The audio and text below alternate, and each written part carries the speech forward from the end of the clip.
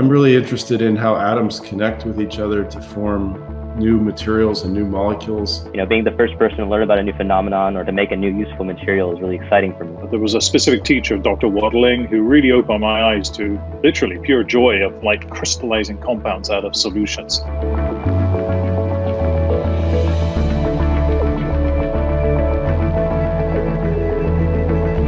There are two powerful things about MOFs. One is they're very chemically tunable. So as synthetic chemists, we can design the MOF such that only CO2 sticks to the material.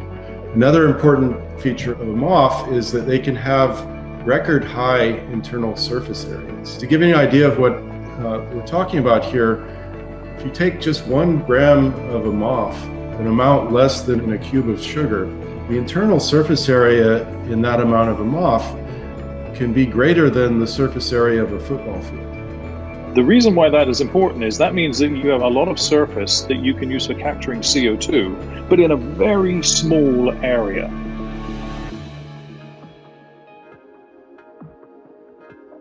A number of us realized at the same time, when we're looking at this structure, there was a way of attaching 2 diamine molecules to create a tetramine. Tetramines are molecules that contain 4 amine groups, so that's double the number of amines that is in the initial system. And we realized, this would be very powerful.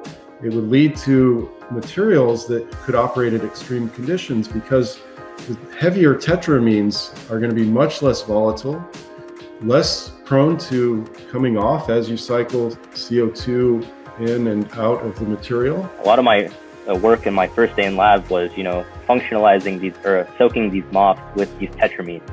We saw that cooperative adsorption was retained. This was super exciting because this really was the make or break for if this project would work or not.